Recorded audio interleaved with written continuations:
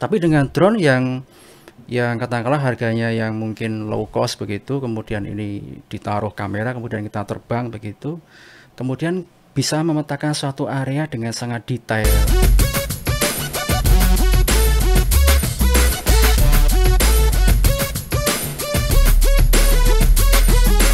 Sobat FT, gempa bumi di Cianjur kemarin dan juga gempa bumi yang lain yang terjadi sebelumnya tentu saja menyisakan banyak pekerjaan bagi kita semua. Salah satunya adalah pemetaan daerah pasca bencana gempa bumi tersebut. Nah, Sobat FT, pada tanggal 7 sampai 9 Desember 2022, Fakultas Teknik mengirimkan tim reaksi cepat ke Cianjur untuk melakukan pemetaan daerah pasca bencana. Nah, sebenarnya pemetaan itu untuk apa? Seberapa penting? Hari ini kita mengundang dan sudah hadir di podcast Grafika salah satu anggota tim yang hadir atau yang datang di Cianjur pada tanggal 7 sampai 9 Desember tersebut. Kita sambut Pak Dr. Ruli Andaru. Selamat siang, Pak. Selamat siang, Mas Purwoko. Gimana, Pak? Kabarnya sehat? Sehat, harus selalu semangat. Tadi saya tekankan Dr. Ruli Andaru sebagai sebuah penghormatan. Terima kasih. Karena baru saja ini Sobat FT, Pak Ruli fresh graduate dari National Cheng Kung University Taiwan ya. Gimana Pak rasanya menyelesaikan S3? Wah, segala beban sudah berlalu begitu ya. Kemudian pulang ke Indonesia dengan membawa titel yang baru, ini satu anugerah begitu ya. Satu energi positif baik bagi kami keluarga maupun untuk institusi UGM seperti itu ya. Dan pulang ke Jogja, ke Indonesia sudah dihadapkan dengan berbagai macam aktivitas kampus, ini menjadi memori yang sangat saya idamkan begitu ya. Kembali ke rutinitas kampus. Dan beberapa lama sejak lulus sudah harus ke Cianjur untuk tugas. Nah, itu betul. Dan ini juga satu karena dulu sebelum saya belajar S3 itu juga sudah banyak sekali terlibat dalam pemetaan bencana begitu. Jadi ini Cianjur menjadi satu momentum mengingat kembali bagaimana dulu ketika bencana, kemudian tim kami berangkat ke lokasi, kemudian menggunakan drone dan seterusnya. Jadi ini satu memori yang akan selalu ini ya. Ini bisa dianggap sebagai peristiwa atau sambutan fakultas untuk Pak Ruli. Wah, betul. Terima kasih. Ini terima kasih juga kesempatannya untuk bisa terjun lagi ya ke lapangan. Gitu. Pak Ruli, saya lihat dari profil Pak Ruli juga banyak melakukan penelitian, paper publikasinya terkait dengan pesawat nirawak atau sekarang dikenal orang banyak menyebut dengan drone ya. Yes. Artinya Pak Ruli sudah banyak berkecimpung lah dengan penelitian terkait dengan drone ini, apalagi untuk kawasan pasca bencana gitu. Pak Ruli, sebenarnya kenapa sih Pak tertarik pada itu Pak untuk teknik geodesi? Teknik geodesi kalau saya lihat kan ke lapangan, bawa ngeker gitu kan, gitu. mengukur ini. Kenapa tertarik sama drone ini Pak? Ya, sebetulnya drone ini kan bukan satu hal yang baru ya, bukan satu media atau wahana yang baru ya. Artinya ketika drone ini diterbangkan, orang pasti tertarik. Ya, pasti tertarik. Ketika kita ke lapangan, kemudian kita berinteraksi dengan masyarakat, dengan anak-anak kecil, itu pasti selalu dirubung oleh anak-anak kecil gitu ya. Artinya siapapun itu pasti akan tertarik dengan namanya drone. Nah, kemudian di geodesi ini menjadi satu terobosan ya, karena contohnya gini ya, dulu ketika kita mau mapping pemetaan di suatu lokasi, itu kamera itu harus kita pasang pada pesawat besar yang berawak, kemudian dengan segala keterbatasannya, harus biaya tinggi, harus macam-macam lah ya. Persiapan yang lebih luar biasa. Betul. Tapi dengan drone yang katakanlah harganya yang mungkin low cost begitu, kemudian ini ditaruh kamera, kemudian kita terbang begitu, kemudian bisa memetakan suatu area dengan sangat detail, sangat precise, kemudian dengan kontras warna yang baik, itu menjadi satu metode yang baru ya untuk kemudian bisa mengcoverage, artinya kita pemetaan dengan harga yang murah kemudian efisien, ini menjadi satu apa namanya positif sendiri ya, satu keuntungan tersendiri. Tapi drone sendiri kalau di perteknik geodesian, saya sebut begitu, itu mulai memainkan perannya itu sejak kapan, Pak? Ya, ya ini kalau saya cerita tentang dulu ya, ketika kita memulai apa namanya riset tentang drone itu tahun 2010 begitu ya, tahun 2010.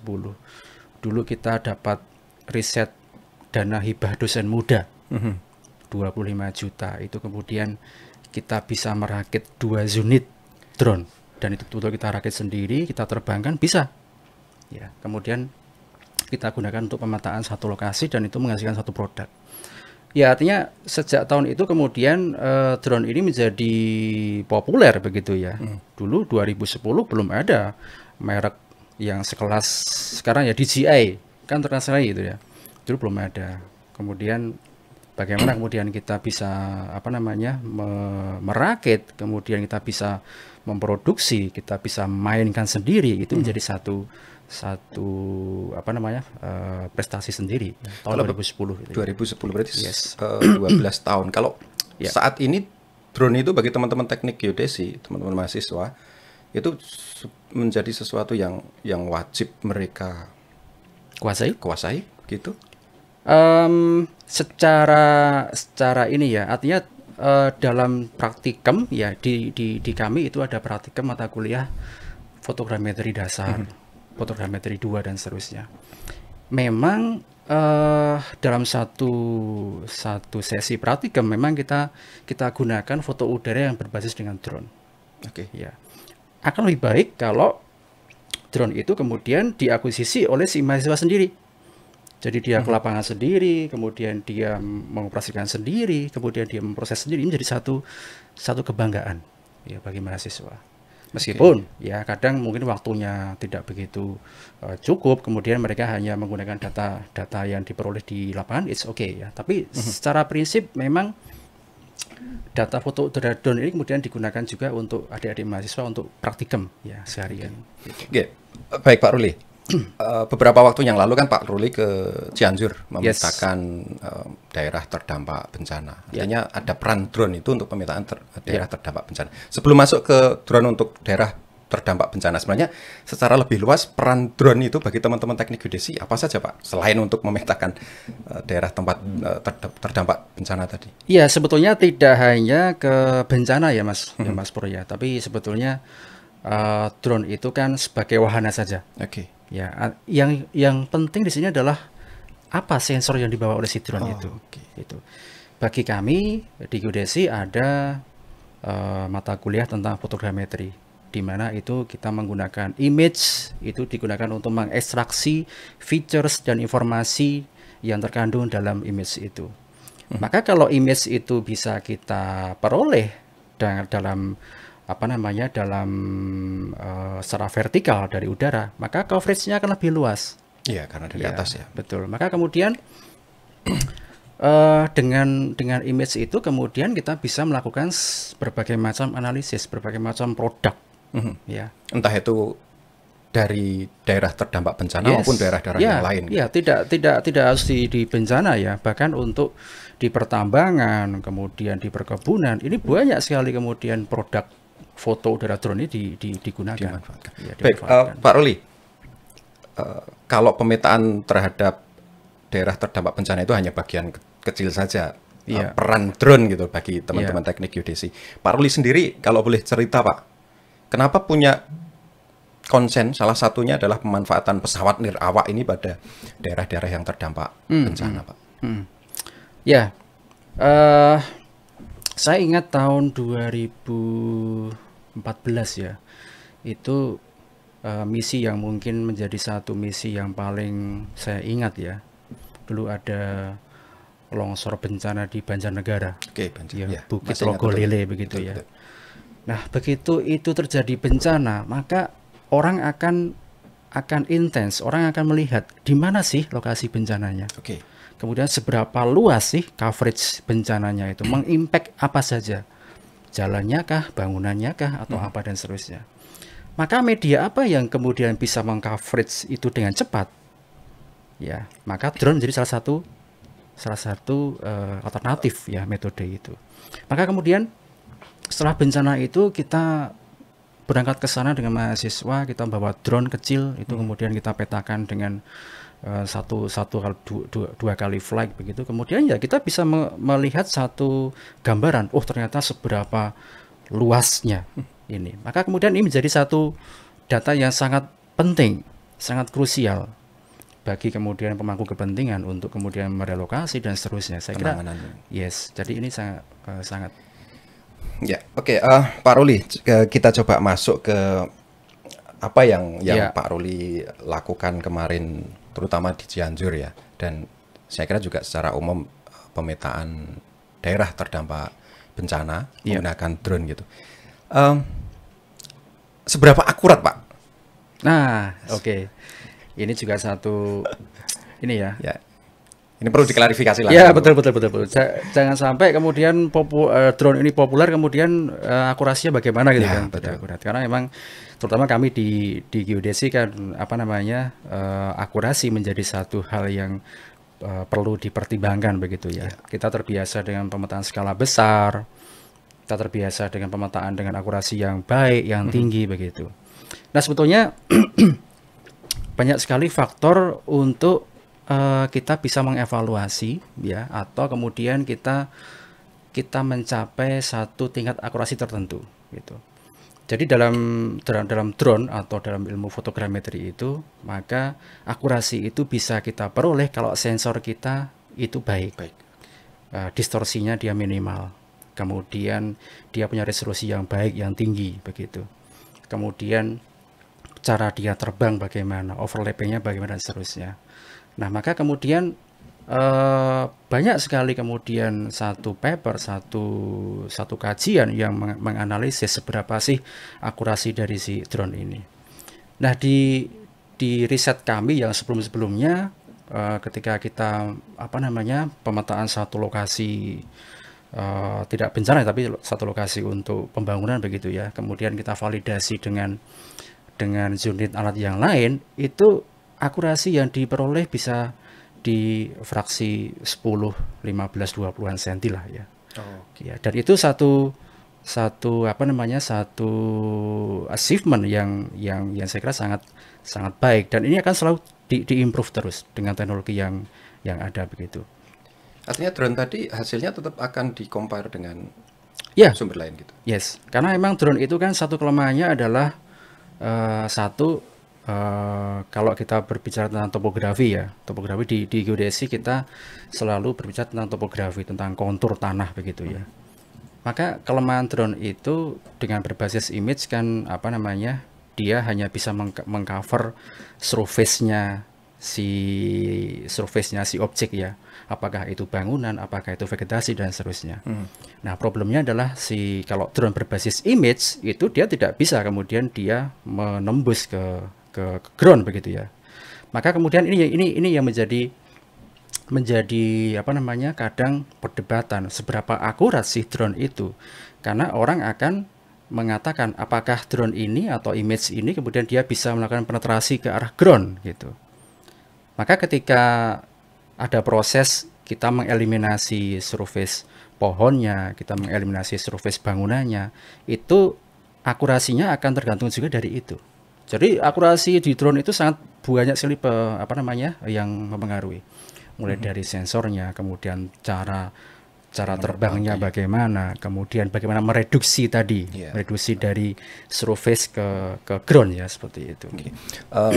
Pak Ruli, sebelum kita lanjutkan ke hasil, karena saya kira hasil dari pemetaan terutama di daerah terdampak bencana ini perlulah kita ceritakan sebenarnya hasil pemetaannya itu kayak apa. Tapi sebelum ke situ Pak, saya kira perlu dijelaskan dulu atau disampaikan oleh Pak Ruli. Di drone itu ada apanya, gitu. Ada apanya sehingga nanti muncul hasil yang next bisa disampaikan. Sensor apa saja dan alat apa saja yang monggo Pak. Ya. Ya sebetulnya secara ini ya secara umum drone itu maka orang mengatakan drone itu dia membawa sensor kamera. Kamera, Jelas, pasti. pertama kamera. Baik itu drone itu untuk monitoring suatu kawasan atau untuk videografi, itu pasti dia membawa sensor kamera, begitu ya. Ini sensor wajib ya, drone pasti ada Pasti. itu. Kalau nggak ada itu, Pasti nggak ada, bisa kayak rekam HP gitu. kita Ya. begitu ya. Kita pasti ada kamera gitu kan. Kemudian kita mengcapture satu objek begitu. Maka drone itu pasti ada sensor kamera yang kemudian terpasang di situ. Ya, sebentar Pak. Drone-drone yang ada di pasaran yang banyak Yes. dimainkan oleh publik itu banyak orang itu yang ada kameranya. Mohon maaf, maksud saya minimal ada kameranya itu Pak. Yes. Belum tentu ada yang lain. Beberapa ada sensor lain ya, Oke. tapi biasanya drone-drone yang berkembang saat ini pasti ada sensor kameranya. Iya. Oke, oke. Baik. Next Pak, yang Ya, Cianjur. nah kemudian ya di Cianjur itu Mas Purwoko itu kita ke sana kita langsung bawa 2 buah sensor waktu itu. Oke. Sensor kamera dan kameranya pun kamera yang besar ya. Karena drone itu kan juga ada yang small drone, kemudian ada yang besar yang disebut sebagai UAV begitu. Maka kemudian itu apa namanya akan kemudian mempengaruhi seberapa berat sih si drone ini bisa membawa satu sensor itu. Oh ya. Gitu. Nah, kamera juga kan banyak kamera itu. Ada yang small, ada yang medium, ya, ada yang DSLR dan seterusnya gitu. Nah, kita ke sana bawa sensor yang full frame waktu itu sekitar 40 megapiksel dan itu satu sensor yang cukup besar ya dan kita bawa di sana. Untuk drone-nya jenis yang Kita small. drone-nya jenis yang fixed wing ya. Jadi kan ada yang kopter yang apa namanya ada baling-balingnya kemudian dia terbang seperti helikopter begitu. Kemudian tapi dia terbatas pada payloadnya ya bahwa dia tidak bisa kemudian membawa sensor yang agak berat begitu. Ini yang Yang tipe fixed wing. besar atau Besar. Tipe besar, oke. Besar. Nah, Ya, ya. ya, nah yang besar ini juga ada ini Mas Purwoko ya. Ada satu teknologi yang ini. Kalau orang itu sekarang itu main drone yang kecil itu mudah. Anak kecil pun bisa gitu ya. Tapi kalau yang besar ini problem. Karena apa? Karena dia take off landingnya dia nggak bisa gini kan. Dia harus Ah, gitu. Kemudian ketika landing dia juga pakai perut ya, belly landing ya, ya. gitu. Seperti pesawat itu. Betul. Nah, ini memerlukan satu scale gitu. Skill, ya. Nah, yang kami bawa waktu itu yang fixed wing tapi dia bisa vertical take off landing. Oh, kayak helikopter. Betul. Siap. Maka itu tidak lagi diperlukan satu skill pilot yang kemudian harus pinter gini ya. Artinya semua orang bisa mengoperasikan Dimungkinkan itu. bisa. Oke. Lanjut ke sensor tadi, Pak. Nah, Sensor kamera. kemudian itu kita bawa, kita bekali sensor kamera, kemudian kita terbang di sana, kita petakan area seluas 1.500-an hektar waktu itu. Maaf, Pak, sensornya kamera saja berarti. Ya, kamera. Jadi ketika terbang memang kita harus milih, Mas. Mau kamera saja Oke. atau lidar. Gitu. Yang kemarin di bawah ada juga lidarnya. Ya, cuman kalau lidar ini memang dia sudah include juga kamera, cuman kamera yang kamera kecil. Gitu. Nah, tinggal kita mau apa dulu nih permintaannya.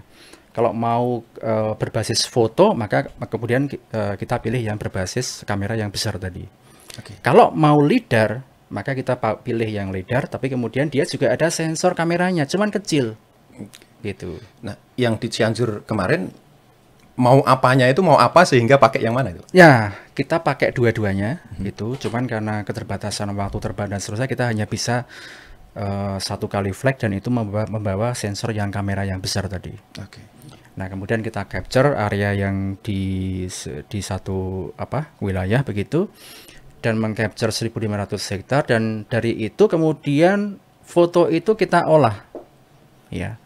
Nah, produk dari drone image yang wajib untuk kita ekstrak adalah yang disebut sebagai ortofoto atau ortho image, di mana dia menggambarkan satu lokasi dalam satu image, ya satu image. Jadi dia gabungan beberapa foto, Mas Purwoko ya, kemudian dijadikan satu frame begitu, dan dia mengcoverage semua area begitu. Dan yang kedua adalah yang disebut sebagai DSM atau Digital Surface Model. Nah, dari DSM itu kemudian kita bisa melihat groundnya atau terrainnya itu dia di elevasi berapa, slope-nya berapa, kemudian kedalamannya dia berapa, dan itu digunakan untuk analisis secara 3 dimensi. Jadi ini menjadi satu data yang sangat penting untuk apapun. Ketika kita membangun rumah, ketika digunakan untuk pemetaan di pertambangan, maka data 3 dimensi ini menjadi satu data yang sangat krusial. Tidak hanya image, tapi juga data 3 dimensinya. Nah, misi kita di Cianjur adalah memproduksi satu image tadi, yang kedua adalah data 3 dimensi itu. Nah, sebetulnya kita juga kita pengen rencanakan ngedrone-nya itu tidak hanya sekali, tapi karena keterbatasan ruang udara, kemudian yang LiDAR tidak sempat kita terbangkan, padahal kita bawa itu Mas Pur. Oke, kalau dijelaskan dengan bahasa awam ini Pak, Siap. Mohon maaf, hasilnya itu apakah kemudian ketika kita bicara sebuah area terdampak, apakah di situ kelihatan rumah hancur gitu kan? Ini kalau bahasa awam saya, ada rumah hancur atau kemudian lengkap dengan ketinggiannya, kemudian ya apapun lah gitu, atau gimana Pak? Ya. Sampai segitu. Jadi ketika ortho image itu tadi, ortho foto itu kita produksi, maka kemudian kita bisa melakukan deteksi bangunan mana yang masih utuh, bangunan mana yang sudah roboh, mana yang setengah roboh, dan seterusnya. Itu akan sangat kelihatan pada data ortho image-nya. Bahkan sampai seberapa jumlah genteng yang ambruk itu bisa kita deteksi. Dan masih nempel di atas itu. Yes. Karena kita bawa kamera yang besar itu bisa mendeteksi 1 pixel itu sekitar 4 cm. Artinya 1 pixel di foto itu dia bisa mendeteksi 4 cm di lapangan. Maka sebuah genteng yang berukuran mungkin 20 cm, maka kemudian bisa kita lihat secara lebih jelas dengan data drone itu. Juga dengan data 3 dimensi tadi, jadi semua area yang kita capture itu dia punya data ketinggian. Maka ketika rumah itu kemudian roboh, maka bisa kita lihat ketinggiannya kan, yang tadinya mungkin dia 2 lantai, mungkin sekitar 10 meter, kemudian sekarang jadi hanya 2 meter. Nah, itu bisa kita deteksi bahwa itu sudah roboh dan seterusnya. Itu hasil dari drone itu langsung menggambarkan atau perlu penafsiran? Perlu interpretasi. Interpretasi ya. Iya, memang di kemarin itu karena kita pengen cepat, kita menggunakan visual interpretation gitu. Jadi secara visual begitu dengan bantuan operator. Tapi dengan teknologi yang berkembang sekarang ini, algoritma yang berkembang, kita bisa lakukan deteksi secara masif, secara otomatis ya. Dan itu mungkin akan kita coba ke beberapa waktu ke depan dengan AI, dengan machine learning dan seterusnya, itu bisa kita deteksi. Ya, banyak hal yang bisa dikembangkan lagi setelah itu. Baik, Pak Ruli, hasil tersebut berarti ini posisi teman-teman di teknik geodesi adalah kalau boleh saya sedikit simpulkan ya, membuat sesuatu dalam hal ini adalah pemetaan daerah terdampak bencana tadi, ini kasus di daerah bencana ya. Setelah itu hasil pemetaan itu akan bisa dipakai setelah diinterpretasi tentu saja dipakai oleh pemangku kebijakan dan seterusnya untuk penanganan pasca bencana. Kurang lebih begitu mungkin Pak. Ya, jadi beberapa produk kemudian kita bisa seperti kemarin ya. Jadi kalau kami di geodesi kan prinsipnya kita menyediakan peta dasar Mas Purwoko ya. Peta dasar. Peta ini yang kemudian digunakan oleh berbagai macam institusi atau berbagai macam disiplin ilmu untuk bergerak lebih lanjut. Tanpa itu nggak bisa. Tapi saya tertarik pada ini Pak Ruli. Tantangan pemetaan di daerah bencana itu untuk drone itu sejauh apa Pak? Ya, biar kami punya bayangan di lapangan kayak apa sih? Betul. Ini yang mana dulu? Cianjur atau yang lain? Boleh deh, Pak Ruli mungkin mau cerita yang paling menantang gitu. Yang paling menantang itu Gunung Agung, Mas. Gunung Agung. Ya. 2017 itu kita punya misi di Gunung Agung itu sampai 6 misi. 2017 sampai 2020 dalam 3 tahun itu kita punya misi ke sana, dan ini menjadi satu tantangan tersendiri ya, karena di Gunung Agung ya atau di gunung yang lainnya itu tentu kendalanya sangat kompleks. Satu, ketinggian. Gunung itu pasti dia punya tinggi ya sekitar 3 kilo, 4 kilo dan seterusnya. Di Gunung Agung itu sekitar 3.100 meter begitu. Maka bagaimana caranya si drone ini bisa mengcapture gunung itu dari ketinggian lebih dari tinggi dari 3.100. 2017 kita ke Gunung Agung itu bawa 2 drone, Mas. Kita terbang ke sana, kita setting sampai ketinggian 4 kilo. 4.000 berarti, 4.000 meter. Kita bawa 2 drone, tapi kita kembali ke Jogja hanya 1 drone. Ya. Berkurang ya? Berkurang. Kenapa? Karena drone kita jatuh di sana. Padahal ada suhu tinggi juga mesti kalau di gunung. Suhunya malah dingin. Oh gitu. Yes, begitu. Jadi kita ke sana itu problemnya satu tadi angin yang jelas, karena turbulence di sana. Turbulence ya. Karena begitu anginnya gede, maka si drone akan tidak stabil. Maka bagian stall dan seterusnya. Yang kedua, awan. Ya, di sana awan itu menjadi satu problem juga. Jadi di gunung itu, Mas Purwoko, karakteristiknya kalau gunungnya clear, kita kan seneng ya, gunungnya clear nih, kemudian kita terbang bisa jernih. Tapi gunung yang clear itu maka anginnya pasti besar. Tantangannya di angin. Ya, karena gunungnya clear, nggak ada awan, awannya dia sudah kedorong oleh si angin itu. Tapi kalau anginnya sepoi-sepoi, halus, maka pasti banyak awan di situ. Maka kita harus milih waktu yang pas untuk kemudian terbang dan seterusnya. Kemudian, nah itu yang paling menantang itu di gunung itu, dan kita ada 6 misi ke sana, dan ya sudah banyak sekali problem yang kita temui, tapi ya, alhamdulillah kemudian kita bisa melakukan capture 1 gunung utuh di sana. Oke, Pak Ruli, saya kira banyak tantangan juga itu di gunung, kemudian di daerah pasca gempa dan lain sebagainya. Tapi sebelum kita akhiri, Pak Ruli, saya ingin tahu, Pak Ruli sudah banyak penelitian terkait drone, terkait pesawat nirawak tadi. Di lapangan juga banyak hal yang Pak Ruli lakukan. Drone juga banyak sekali dimanfaatkan, baik itu di akademisi maupun orang umum dan seterusnya. Proyeksi ke depan atau pandangan ke depan, kira-kira peran drone itu khususnya untuk teknik geodesi akan seperti apa, Pak Ruli? Ya, dulu kita orang teknik geodesi itu, mohon maaf Pak, boleh didekatkan sedikit. Oke, siap. Kita di geodesi itu pemetaan dengan skala besar, kemudian dengan tingkat akurasi yang tinggi itu dengan cara terestris begitu ya. Nah, sekarang dengan adanya drone itu yang kemudian dia bisa terbang dengan ketinggian tertentu, sangat efisien, sangat fleksibel, kemudian dia bisa membawa payload, membawa sensor yang besar sekalipun, maka kemudian praktis pekerjaan itu ke depan saya kira akan banyak sekali kemudian itu akan diambil oleh si drone ini. Salah satu yang paling yang sekarang baru ini adalah drone lidar. Ya, lidar itu dengan berbagai sensor yang sangat besar, sangat berat, itu dulu hanya bisa dibawa oleh pesawat aircraft yang berawak begitu ya.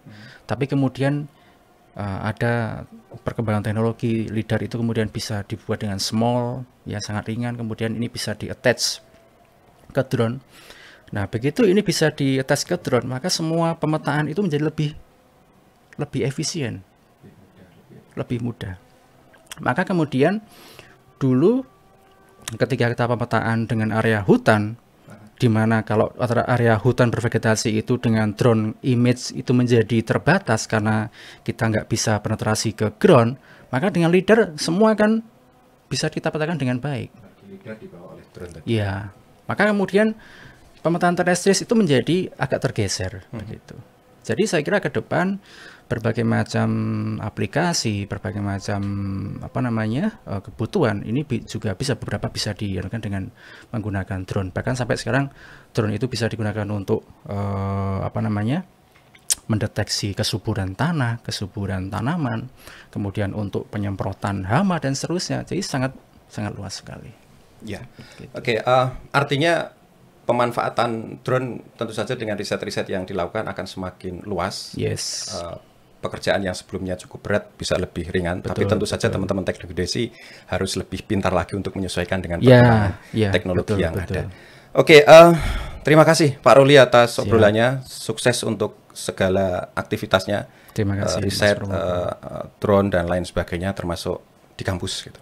Siap, terima kasih Mas Purwoko sudah diundang, dan ya sukses juga. Selamat menikmati kehidupan kampus lagi, Pak. Siap. Sobat FT, demikian obrolan saya dengan Dr. Ruli Andaru, Semoga bermanfaat. Ketemu di podcast Grafika berikutnya. Salam. Salam.